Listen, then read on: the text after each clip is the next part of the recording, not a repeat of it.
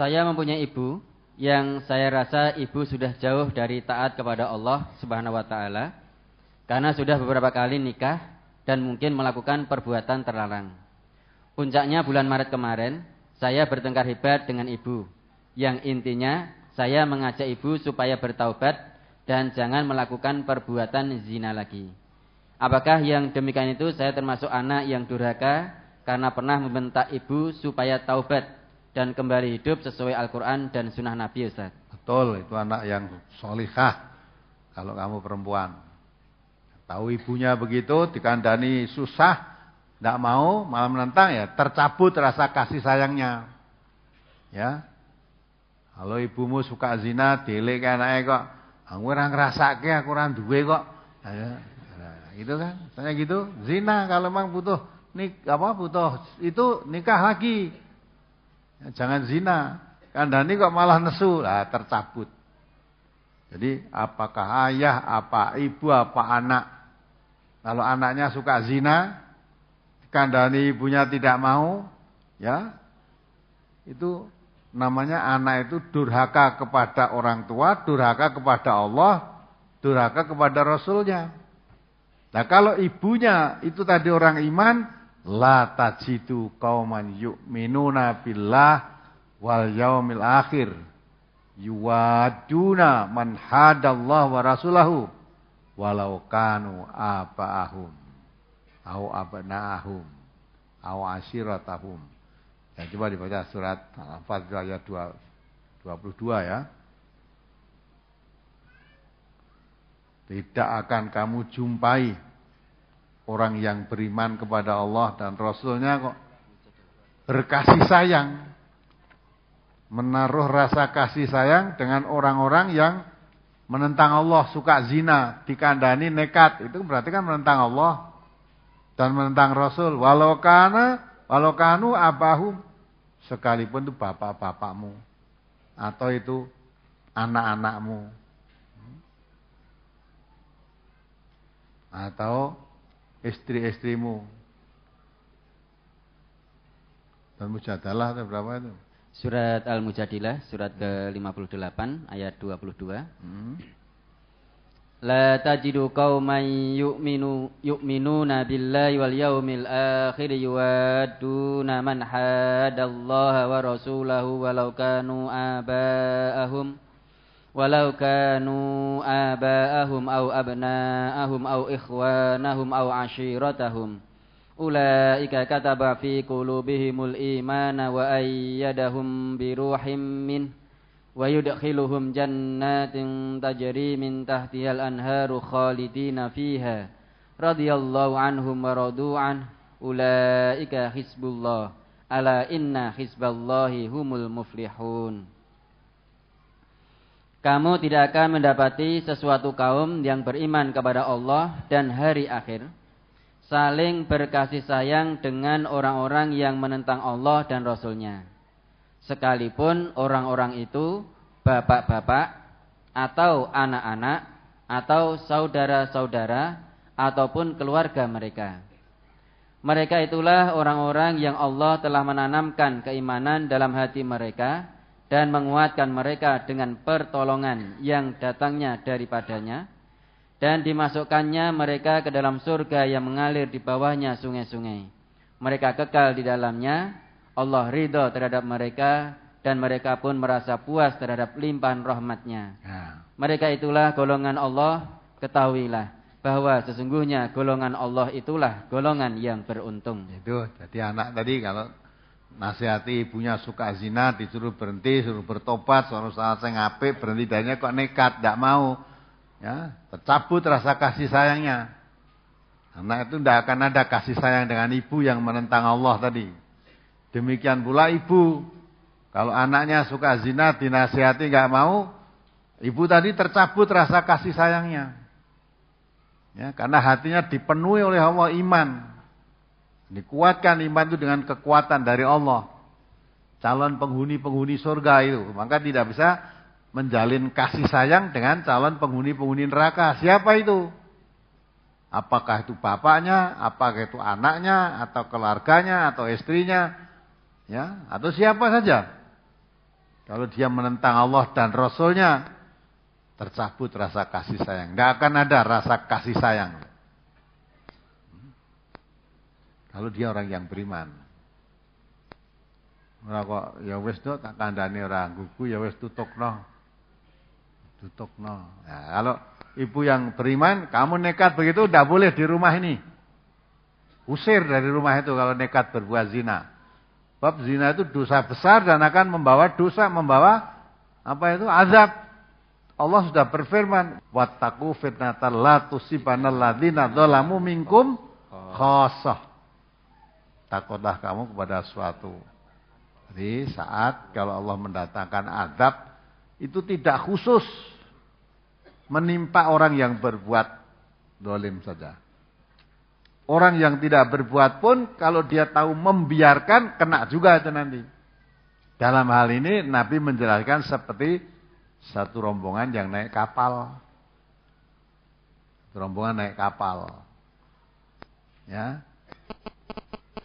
Salah satu ada yang melubangi kapal untuk mendapatkan air dari bawah tadi, yang lain tahu membiarkan. Nah, nanti kalau airnya masuk ke kapal tadi, kapal itu tenggelam. Kalau tenggelam, yang tenggelam bukan yang melubangi kapalnya saja, semua penumpang itu akan tenggelam. Walaupun tidak berbuat, yang berbuat satu orang, tapi kena semua. Karena yang lain tahu membiarkan. Maka kalau orang yang beriman, cabut rasa kasih sayang. Kalau memang kamu di rumah ibumu seperti itu, ya sudah, tinggal pergi aja. Tidak usah ditunggui. Kalau nunggui kamu tahu, tiap hari ada tamu, terus masuk kamar, kamu kan nunggu neng omah neng jopo. Nah itu kan, nanti Allah mendatangkan azab, kena juga kamu. Anak juga begitu, kandhane orang tua tidak gugu, kalau peringatan Allah tidak diperhatikan, tunggu nanti saatnya Allah akan mengadab. Ya, satu rumah itu kena semua nanti. Jangan terus teriak-teriak ya setelah datangnya azab.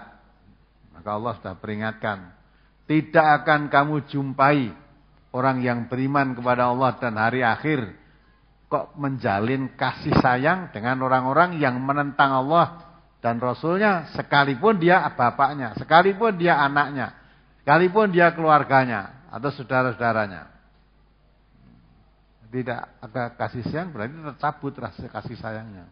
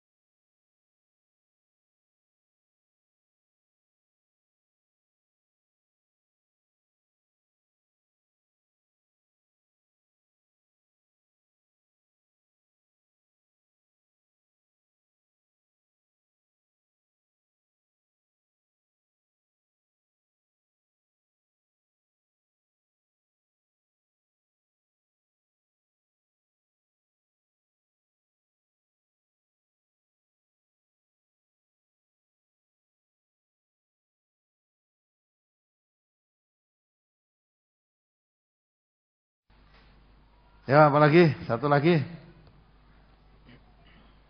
Di antara kami ada beberapa orang yang ngaji di MTA. Alhamdulillah tetap teguh iman dan pendirian kami. walaupun dulu didemo dan dimusuhi orang-orang kampung. Tidak ditegur, tidak diikutkan acara-acara yang biasa dilakukan orang kampung. Sebaliknya, kalau kami mengadakan walimahan, orang-orang kampung tidak ada yang mau datang. Akan tetapi kami tetap kuat, bahkan persaudaraan di antara kami yang ikut ngaji semakin kuat. Sebaliknya, orang-orang yang dulu melarang atau menghalang-halangi ngaji, satu demi satu mengalami nasib yang kurang baik. Ada yang sakit-sakitan hingga parah, ada yang tiba-tiba meninggal, ada yang kena kasus polisi, ada yang rumah tangganya jadi hancur, berantakan, dan sebagainya. Apakah itu semua merupakan azab dari Allah atau peringatan dari Allah agar mereka bertaubat, Ustaz? Bisa jadi. Ya. Sejarah para nabi dulu sudah banyak cerita dalam Al-Quran. Setiap penentangan terhadap kebenaran tidak akan beruntung. Bagaimana riwayatnya Fir'aun, ya, bagaimana riwayatnya Namrud, sampai membakar Nabi Ibrahim karena menyebarkan tauhid, ya. Sampai mau membunuh Musa karena menyebarkan tauhid, ya, menghilangkan pengaruh Fir'aun sebagai yang mengaku dirinya sebagai Tuhan. Akibatnya ditenggelamkan oleh Allah. Ya, maka Allah sudah mengatakan, sudah membuat suatu ketetapan. Wa man arada an dzikri fa innalahu ma'isyatan dongka wa nahsuruhu yaumal qiyamati a'ma.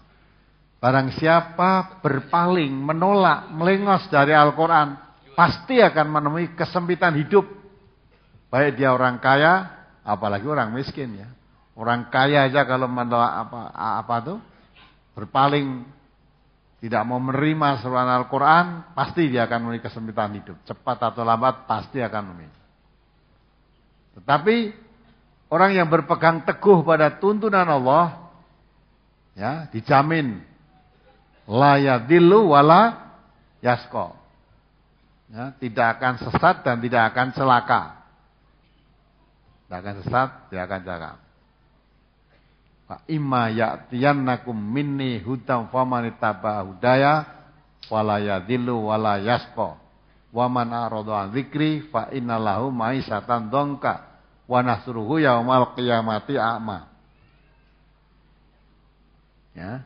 Kalau sudah sampai petunjukku kepadamu, siapa berpegang petunjuk Allah itu dijamin tidak sesat dan tidak celaka.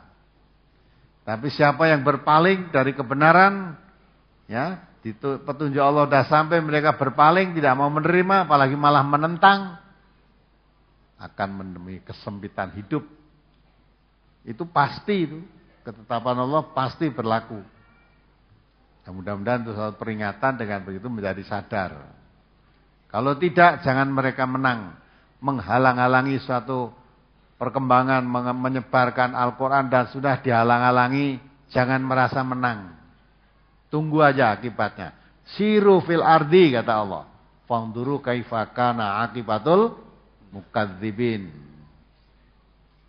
Jalanlah kamu di bumi ini, perhatikan bagaimana akibatnya orang-orang yang mendustakan ayat-ayat Allah. Kamu lihat apa akibatnya. Sejak zaman peristiwa dulu, ya, nabi-nabi sebelum Nabi Muhammad, perhatikan saja bagaimana kaum Ad, bagaimana kaum Samud, ya, bagaimana kaum Nuh, bagaimana kaum Lut. Kamu lihat, perhatikan. Dan sekarang juga lihat aja orang yang, ya, kurang ajar kepada Allah dan Rasulnya, apa jadinya? Kamu lihat saja. Ya, Allah mengatakan, berjalanlah kamu di bumi dan perhatikan apa akibatnya orang-orang yang menentang ayat Allah. Perhatikan apa jadinya. Nah, apalagi? Ke pertanyaan langsung, Ustaz. Ya, sudah sekian dulu ya, tidak sampai habis. Sekarang pertanyaan langsung, mari. Assalamualaikum warahmatullahi wabarakatuh. Waalaikumsalam warahmatullahi wabarakatuh. Mana? Silahkan. Dikenalkan dulu. Saya Yudi Bowo, warga dari Kebonsari Madiun, Ustaz. Oh, Madiun, ya. Saya ada SMS dari saudara kita pendengar radio yang dari Kalimantan yang bernama Pak Arif, itu kontak saya. SMS, mohon SMS ini ditanyakan ke Ustadz karena dia punya sedikit masalah, mohon ditanyakan ke Ustadz gitu Ustadz. Nah, SMS-nya akan saya bacakan. Assalamualaikum warahmatullahi wabarakatuh. Assalamualaikum warahmatullahi Ustadz, saya seorang suami, saya sudah mendidik agama istri saya dengan sebaik-baiknya, namun istri saya selalu mendurhakai saya hingga suatu saat istri saya selingkuh dengan laki-laki lain dan telah berzina. Yang menjadi pertanyaan, satu, apakah saya sebagai suami ikut berdosa atas perbuatan istri saya? Karena pada awalnya saya tidak tahu dan selalu dibohongi.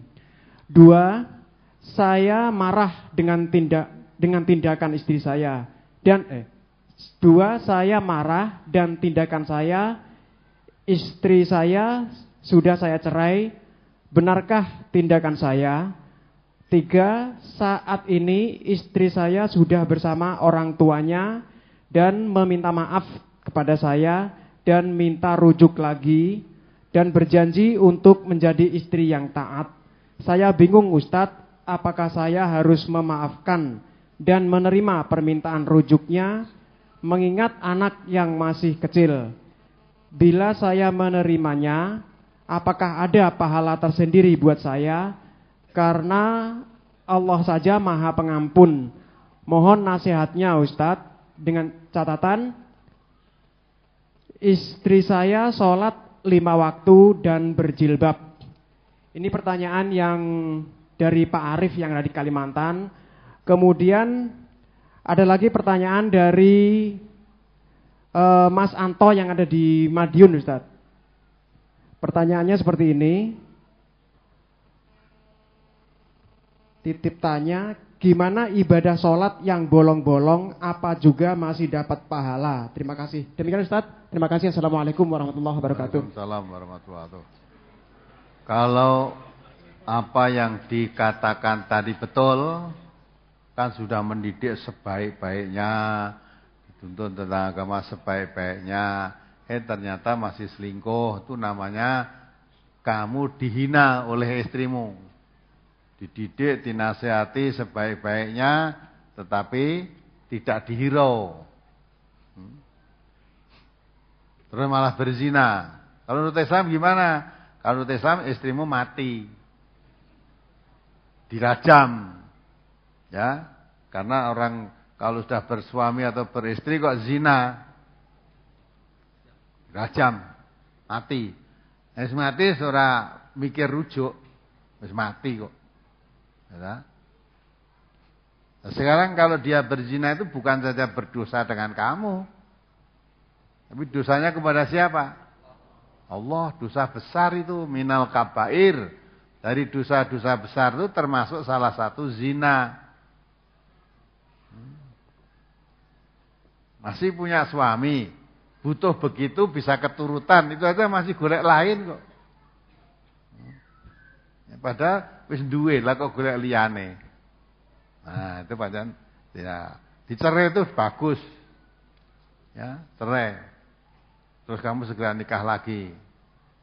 Nah, kalau tidak segera nikah lagi ya terus dia ngarep-arep Bali tadi. Nah, sekarang kalau mau Bali diterima apa tidak terserah kamu gitu lah.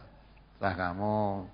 Kalau mau istrimu tobat betul, mau bertobat pada Allah, mau memperbaiki diri, kamu bisa menerima, kamu maafkan bisa. Kalau kamu maafkan bukan berarti terus dosanya hilang. Ya. Dosa yang paling besar itu kepada Allah. Walaupun kamu memaafkan, Allah tidak begitu mudah memaafkan itu. Nun sewu Ustaz, ini SMS lagi Pak Arif tadi Pak. Inggih nambah kalau gitu Mas. Begini, istri saya itu ternyata sudah menikah, tapi nikah sendiri tanpa wali. Bagaimana hukumnya? Terus kalau mau kembali ke suami yang telah mencerai tadi, gimana caranya? Rujuk atau nikah pakai mahar? Terima kasih. Lah wis nikah lagi, kayak nikah sendiri tanpa wali. Saya nikah piye nikah sendiri kuwi. Nah, berarti dia kan sudah punya suami. Kalau nikah sendiri, hanya perlu nikah sendiri kuwi carane piye? Nikah kok tanpa wali, nikah sendiri apa aku nikah karo kowe ngono. Nah, nikah sendiri itu tidak bisa, mesti ada yang menikahkan dan ada saksi. Itu kan sendiri nggak bisa. Nah sekarang dicerai oleh yang nikah sendiri tadi. Kenapa kamu tidak ngurusi kono mbok biar saja rasa diurusi, wong itu bukan istrimu. Itu termasuk orang kalau nunjang-nunjang itu ya akhirnya ketulo-tulo gitu, mai setan dongka. Ingat gak dulu seperti wanita yang pinjam jago dulu? Nah, pinjam jago. Nah, setelah hamil, dilala anaknya lahir, mati anaknya. Mau kembali kepada suaminya malu, mau terus ngikut ke jagone mau wong kuwi mung silian. Akhirnya jagone kembali kepada babonnya. Mau ke MTA ya malu. Takon gantung diri dah selesai. Nah, itu setan tuh begitu pandai. Wes akhirnya kalau bingungi ngono terus piye? Maka kalau udah bingung gitu satu-satunya jalan setan bujuk. Bunuh diri aja. Nah, kalau udah bunuh diri wis dadi kancane setan. Maka Allah katakan setan itu aduwwum mubin, musuhmu yang nyata. Wala tattabi'u khutuwati syaiton innahu lakum aduwwum mubin. Jangan kamu ikuti langkah setan. Setan itu musuh yang nyata. Maka wala tamutunna illa wa antum muslimun. Jangan kamu mati kecuali mati dalam tunduk patuh kepada Allah. Tapi kalau seperti tadi mati dalam tunduk patuh dengan setan, nanti koncone setan. Dah sekarang kamu lebih baik tidak usah ngurusi dia. Ya udah cerai atau dia udah kalau kamu mau nikah ya nikah cari wanita lain yang tidak seperti itu. Tapi kalau memang kamu mau balik ke situ ya sudah silahkan. Itu urusanmu ya. Ya kalau untuk agama itu harus dirajam, udah mati kok itu kok. Nek wong Jawa dhisik lho wong Jawa simbah-simbah dhisik nasihati. Ya dah? Nek ember borot iso ditambal. Nek gerabah. Ngerti gerabah? Ah iya, gerabah ditambal ya borot terus. Ya dah? Kalau itu nyanyi itu pecahnya piring, hilang juga harapan. Nek mung cahane nek pecahi piring, piringe pecah wis ora nek harapan. Ya. Nah, wis karepmu kuwi aku ora ngurusi wis. Arep balen ya baleno, udah. Udah terserah kamu. Itu yang ngrasake kamu kok. Dah, apa lagi? Tadi yang salat bolong-bolong tadi, Ustaz. Ya, salat bolong-bolong itu dikandani. Mungkin dia tidak tahu. Nek salat bolong-bolong kuwi, kalau salat orang Islam itu salat harus 5 waktu. Kurang 1 aja enggak boleh. Apalagi bolongnya sengaja wegah ninggalke. Man taraka sholata amdan faqad kafara jiharon. Siapa meninggalkan salat dengan sengaja jelas-jelas dia orang kafir. Maka kalau kamu jadi Islam, udkhulu fis silmi kafah, masuk Islam itu secara keseluruhan. Salat ya 5 waktu. Gitu? Kamu masuk Islam tidak dipaksa. Boleh Islam, boleh tidak Islam. Tapi kalau sudah masuk Islam, dipaksa oleh aturan Islam. Kamu Islam? Oh iya, Islam. Salatnya harus 5 waktu. Tidak, saya mau 3 aja, tidak usah jadi orang Islam. Kalau mau jadi orang Islam, 5 waktu. Kurang 1 aja nggak boleh. Nah, gitu dah. Nah, itu maka mau jadi Islam ya 5 waktu. Nah, karena kemarin bolong-bolong karena tidak tahu, nah sekarang sudah tahu. Jangan diteruskan bolong-bolongannya itu daripada kamu sholat ya, bolong-bolong wis ora salat sisan, mengko hasilnya podo. Jangan kamu berpikir timbang ora salat blas ya iman sithik iso mlebu swarga sing ngomong sapa. Salat harusnya 5, aku wis 3 kan lumayan. Apalagi 4, sapa ning neraka sedelo gitu loh. Cara berhitung semacam itu tidak betul. Kalau kamu Islam ya salatnya 5 waktu. Kalau tidak mau 5 waktu ya rasa salat. Zaman Abu Bakar As-Siddiq malah orang mau sholat. Sholatnya 5 waktu. Ya. Puasa juga. Haji juga. Tidak zakat, kamu sudah murtad. Tidak bayar zakat, oleh Abu Bakar As-Siddiq dinyatakan sudah murtad. Sudah keluar dari Islam. Yang pemenang sholatnya kurang. Sholat itu tiangnya agama kok. Ya. Cagak. Maka kalau cagaknya doyong ya ambruk agamanya. Apalagi? Baik, berikutnya nomor 31, silahkan. Kemudian nanti bersiap-siap nomor 5. Assalamualaikum warahmatullahi wabarakatuh. Waalaikumsalam warahmatullahi wabarakatuh. Dari Klaten, Ustaz, dengan Ibu Titin. Saya sulit memahami pada brosur halaman 4, Ustaz. Ya. Mengenai bab keterangan itu, Ustaz. Tolong nanti dijelaskan supaya bisa memahami perbedaan huruf A pada alaika dan huruf I pada alaiki dan alaihas dan alaihis dan seterusnya, Ustaz, nanti mohon dijelaskan. Terima kasih. Assalamualaikum warahmatullahi wabarakatuh. Assalamualaikum warahmatullahi wabarakatuh. Jadi K karo Ki itu bedanya, kalau K itu kamu laki-laki, kalau Ki kamu perempuan. H itu dia perempuan, kalau Hi dia laki-laki. Maka di situ kan ada keterangan, keterangannya sudah cetok itu kok, ya. Maka di situ diterangkan keterangannya itu.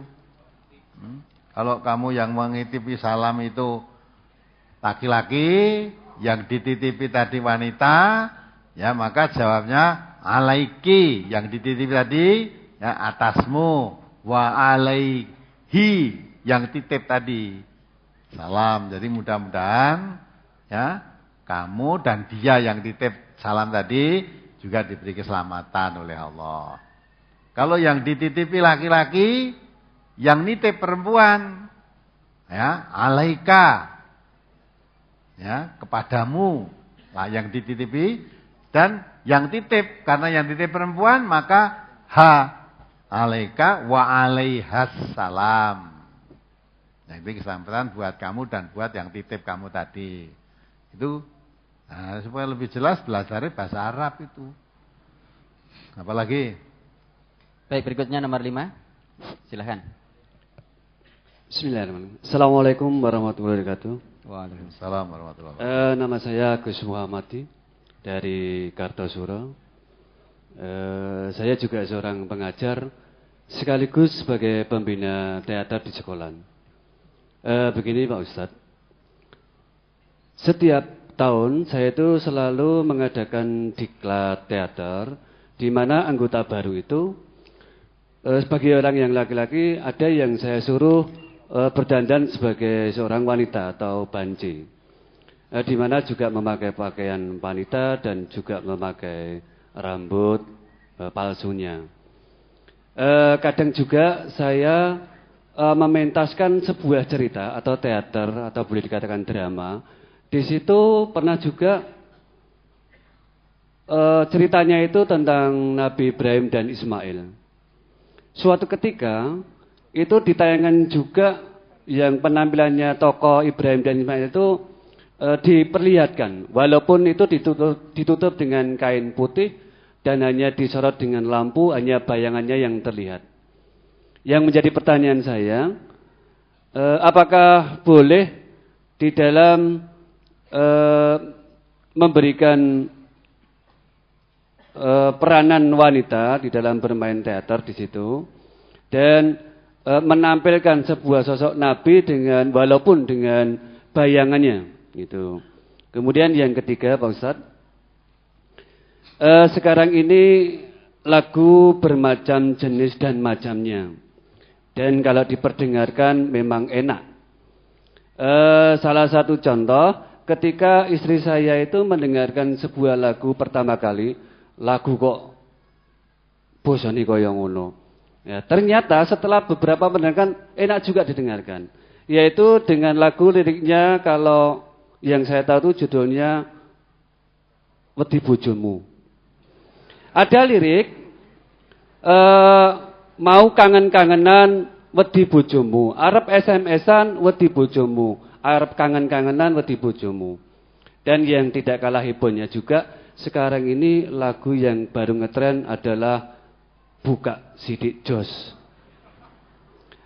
Apakah diperkenankan seorang muslim itu menyanyikan lagu yang semacam itu? Karena saat ini banyak sekali untuk nada dering anak-anak kecil, Pak Ustadz. Demikian atas pertanyaan saya dan terima kasih atas jawabannya. Wassalamualaikum warahmatullahi wabarakatuh. Waalaikumsalam warahmatullahi wabarakatuh. Jadi kalau menampilkan laki-laki didandani seperti perempuan itu terkena larangan hadis Nabi. Ya, Nabi melarang jangan laki-laki berhias berdandan seperti perempuan dan sebaliknya. Jadi menurut tuntunan Nabi dilarang itu, nggak boleh. Kalau menampilkan itu karena memang itu lakon Nabi Ibrahim dan sebagainya, asal tidak ditampakkan seperti bayangan-bayangan saja, gambarannya ya tidak masalah, itu gambaran, tapi tidak ketok. Nanti ketok ini, wah Nabi Ibrahim rupanya kaya ngono kuwi to, nanti gitu nanti. Seolah gambar ke Nabi Ibrahim, hanya perilakunya saja. Lalu diceritakan saja, ceritanya saja. Tapi kalau berhias tadi jelas ada larangannya. Ada larangan berhias laki-laki seperti perempuan dan sebaliknya. Sekarang nyanyi, tujuan nyanyi itu apa? Kalau orang muslim mestinya kalau membuat lirik lagu juga yang islami dalam arti syukur mengandung unsur-unsur akidah, tauhid yang kuat, tauhid. Kalau tidak mengandung pendidikan yang tidak jorok gitu. Sekarang nek sing ora jorok iki rapati ngetren, lah sing jorok-jorok kuwi malah sing ngetren. Ya kan? Mau kok sayang-sayangan wedi bojomu. Lah bojone memedi. Nah, pertama itu. Yang kedua, sayang-sayang kon wedi bojomu itu mesti terlintas itu mesti wong ora beres. Ya enggak? Wong selingkuh gitu loh. Lah wong selingkuh kok diterangke ning nggo nyanyian. Akhirnya cah cilik-cilik melu nyanyi. Nah, jadi anak-anak sekarang cah cilik-cilik ya nyanyiane bangsa cinta kok. Cintaku setengah mati. Cah cilik-cilik kuwi. Mulane ya wis gelis meteng terusan. Nah, cinta setengah mati. Loh kenyataannya kan seperti itu. Kenapa? Seniman-seniman muslim kok katut kok ora iso gawe karangan lagu sendiri yang menyentuh hati. Ya. Seperti itu, lagu keagungan Tuhan itu kan baik. Keagungan Tuhan. Ya, ingatlah wahai manusia itu loh. Ya, itu kan nek diresapi betul, wah memang manusia hidup di dunia dia seperti itu ta? Nah, yang menyentuh hati, mengandung pendidikan, syukur menguatkan tauhid. Nah, itu lebih baik daripada sekarang ora sah dinyanyike cinta-cinta wis do pinter malah ditambah nyanyian cinta sisan. Dan itu jelas arep sayangan wedi bojomu, arep cinta wedi bojomu, itu gambarannya orang mau selingkuh, sudah jelas itu. Nah, itu mestinya enggak orang kalau seniman muslim mestinya enggak ngarang yang semacam. Biar mereka bisa populer begitu, kita buat lagi yang populer lah. Banyak karangan lagu lah yang baik nanti ditayangkan di TV MTA. TV MTA nanti kalau mengeluarkan lagu-lagu, mengeluarkan yang tidak seperti itu, yang baik kita seleksi. Kita punya TV nanti sebentar lagi. Ya, baik TV kabel lewat Telkom Vision itu sudah mulai masang. Sekarang sudah mulai dipasang antena-antena itu yang beli itu. Sudah banyak yang dipasang belum ini Pak Teno? Berapa sudah? Nanti 1 November sudah mulai tayang. Kemarin udah 42 katanya. Yang ya? daftar 300-an. Yang daftar 300. Pasang 5 hari kemarin 42. Ya ada. Nah yang tidak pasang itu nggak bisa lihat nanti. Ya. Nah, itu jadi kan begitu kan kita berusaha. Maka TV itu dilawan dengan TV. Seperti kata Jenderal Anton Tabah itu. Ya beliau kirim salam buat kita semua. Waalaikumsalam warahmatullahi. Radio dilawan nganggo radio. Radio dilawan nganggo batu pecah. Ya ta? Nah, sekarang dakwah, kita nggak suka tayangan-tayangan TV seperti itu. Maka munculkan TV dakwah mbok tayangke kaya ngopo. Lah kalau mau lihat yang lain adanya yang seperti itu kok. Mesti ya ngalih TV iki padha wae, ngalih TV iki padha wae. Ya sudah mau gimana? Ya maka sekarang ada alternatif. TV MTA nanti TV dakwah. Nah, maka saudara-saudara yang punya keahlian ya membuat teater-teater tadi dan mengarang lagu-lagu ya yang Islami nanti bisa kita beli ora mbok serah sukun mbok serahke ra apa-apa. Ya, kita beli. Nanti kalau memang cocok harganya dan dilihat ada manfaatnya mau kita beli. Jadi olehmu kerja untuk berkarya itu ada imbalannya gitu. Kalau film baik juga kalau filmnya film mengandung pendidikan. Apalagi sekarang rusak akhlak ini mestinya mengandung pendidikan yang memperbaiki akhlak arahnya ke sana. Nanti kita beli itu. Untuk tayangan-tayangan TV kita kalau sudah keluar nanti muncul. Ya gitu ya. Ya masih ada? Cukup Ustaz karena waktunya sudah tengah. Ya, ayo yang daftar tadi masih berapa lagi? Kalau yang daftar sudah cukup Ustaz. Kalau diperbolehkan satu ibu yang di belakang Ustaz. Ya. Silakan ibu yang di belakang nomor berapa ibu? Nomor 10. Ya sudah nomor 10 silakan. Yang daftar tadi aja. Yang daftar sudah habis. Ya ayo mari. Baik nomor 10. Nomor 10. Terima kasih. Assalamualaikum warahmatullahi wabarakatuh. Waalaikumsalam warahmatullahi wabarakatuh. Saya Ibu Tutik Yeli Prasasti dari cabang Sambirjo 1. Asli dari Gombong. Sesuai dengan brosur pada pagi hari ini yang ingin saya tanyakan tentang menjawab salam karena maaf spontanitas kadang-kadang saya sering pergi ke kamar kecil selalu mengantongi HP mungkin dalam situasi dinas ataupun dalam situasi dinas saya HP sering saya masukkan ke dalam kantong. Kadang-kadang saya sedang di kamar kecil tapi spontanitas HP berdering dan spontanitas juga dari rekan yang ngebel itu mengucapkan salam dan disitulah saya sering secara spontanitas menjawab salam itu Ustadz. Nah, tapi setelah saya ingat baru saya langsung juga beristighfar. Nah, hal itu tidak hanya sekali dua kali. Saya sering lupa seperti itu. Hal itu bagaimana menurut tuntunan? Yang pertama, sedangkan yang kedua tadi di depan ada seorang yang menanyakan tentang tayamum, yaitu ada 3 persyaratan yang boleh tayamum. Satu diantaranya ada dari ketiga itu adalah musafir. Nah, yang ingin saya tanyakan, adakah batasan seseorang dikatakan musafir? Menurut saya pernah membuka internet, di situ ada beberapa pendapat, boleh dikatakan seorang musafir kalau 80 km, bahkan ada waktu Rasulullah ada yaitu 3 mil. Nah, untuk itu apakah seandainya saya mengaji di sini, saya termasuk seorang musafir dan melakukan tayamum itu di dalam perjalanan, misalnya mau sholat duha, saya sebenarnya dari rumah sudah melakukan wudhu, tapi mau berangkat ke sini batal, akhirnya saya tayamum di dalam mobil itu. Terus yang ketiga kalinya Ustadz, tadi Ustadz menjelaskan tentang menjawab salam dalam siaran langsung diperbolehkan. Yang ingin saya tanyakan, saya sering mengikuti siaran langsung tentang sholat Jumat dari Masjid Istiqlal Jakarta yang ditayangkan dari TVRI. Nah, disitulah karena kadang-kadang adzan sholat Jumat di daerah saya, kadang-kadang di MTA radio sudah ditayangkan adzan, tapi di daerah saya belum ada adzan, dan di TVRI sudah ditayangkan adzan, di daerah saya belum adzan. Nah, untuk itulah saya sering juga mengikuti itu, sekalian langsung mengikuti siaran langsung sholat Jumatnya di rumah. Apakah hal ini dibenarkan menurut tuntunan? Saya kira cukup sekian Ustadz. Wabillahi taufiq wal hidayah. Waalaikumsalam warahmatullahi wabarakatuh. Waalaikumsalam warahmatullahi wabarakatuh. Jadi ibu itu tersiksa tapi nggak merasa.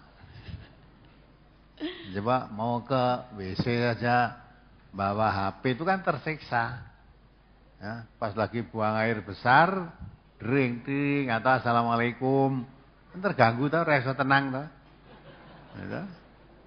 Ya lebih baik supaya tidak terulang, HP udah bisa dibawa ke kamar kecil, udah bisa dibawa. Ya. Ya ditaruh aja di tempat. Dan nanti kalau ada telepon apa harus dijawab tuh. Nanti kalau sudah pulang selesai dari kamar kecil kan, kalau lihat HP bekas ada panggilan miss call kan, wah ada miss call. Kalau memang orang penting perlu dia telepon balik kan gitu. Daripada tersiksa mosok lagi neng WC di. Jadi dengan adanya HP itu malah menyiksa diri.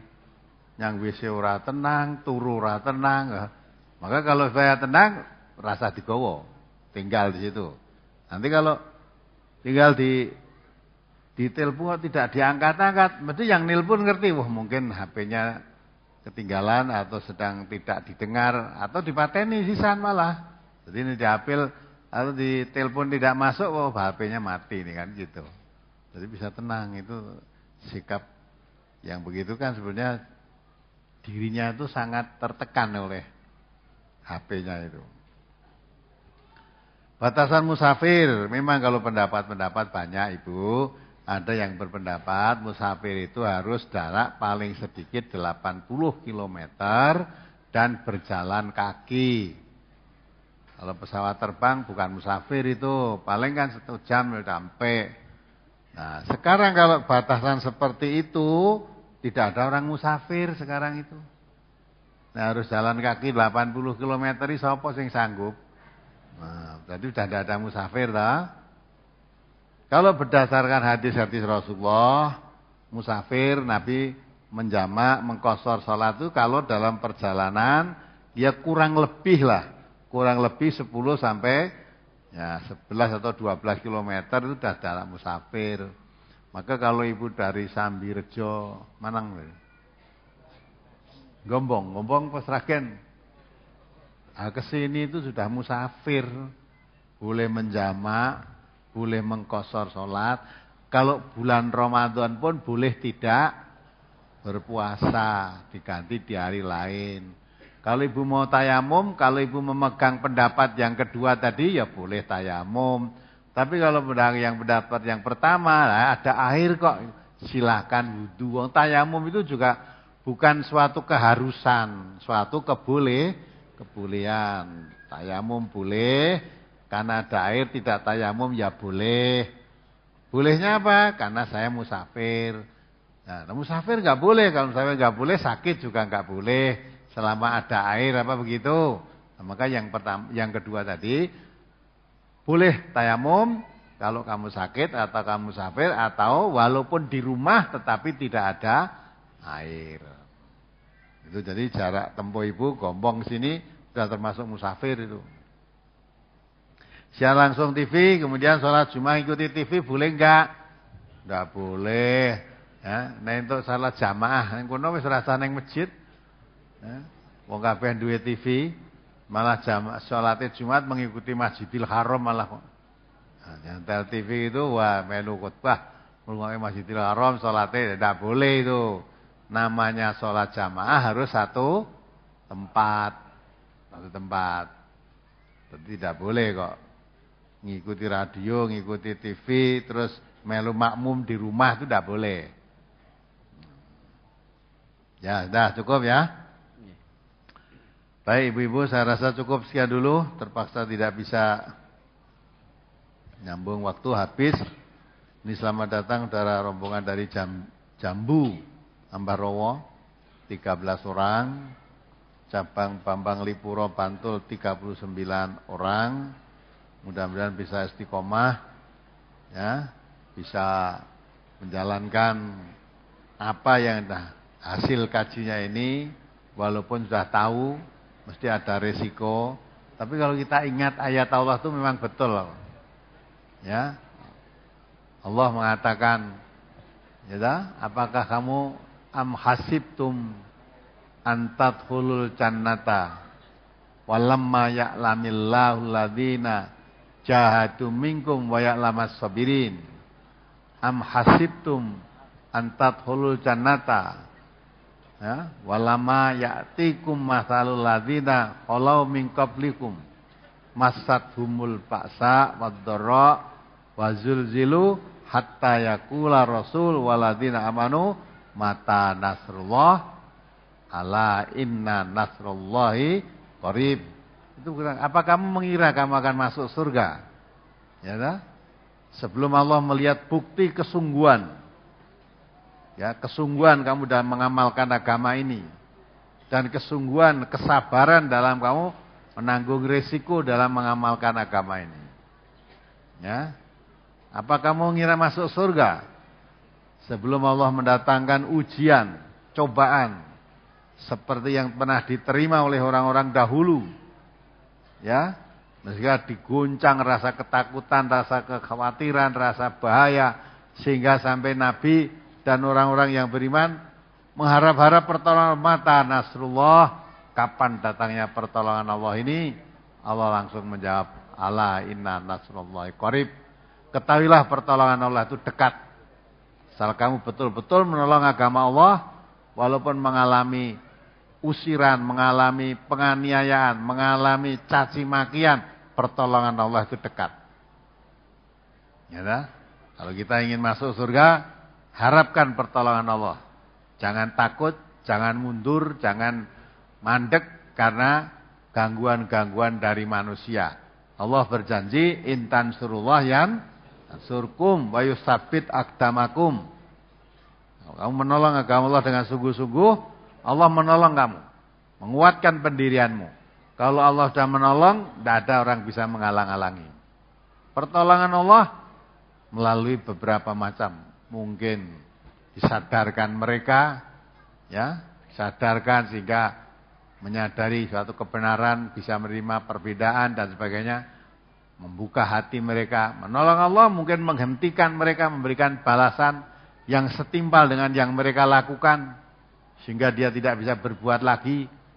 Mungkin karena sakit, mungkin karena mati, mungkin karena apa, itu pertolongan Allah. Ala inna nasrullah qarib. Pertolongan Allah itu dekat. Maka ya jadikan. Kalau kamu orang beriman, kata Allah, ya ayyuhalladzina amanu sta'inu bis-sabri was-shalah. Ya, innallaha ma'as-sabirin. Kita sabar. Ya, pertolongan Allah kita harapkan sabar, tetap dalam istiqomah ngaji kita, mengamalkan kaji kita dan sholat, makin mendekatkan diri kepada Allah dengan sungguh-sungguh, Allah menyertai orang-orang yang sabar. Berikutnya penyerahan jimat, Ustaz. Mari. Ya. Penyerahan jimat dari Mbah Herman, pendengar radio dari Karanggede, Boyolali, berupa 1 bungkusan berisi 5 keris, 1 tombak, dan bungkusan jimat tulisan Arab. Karena kotor ini, Ustaz, mohon tidak. Ya. Ya, sini keris pokoknya ya. Ya. Ya. Baik, saat cukupan sekian, mari diakhiri. Alhamdulillahirrahmanirrahim. Assalamualaikum warahmatullahi wabarakatuh. Waalaikumsalam warahmatullahi wabarakatuh.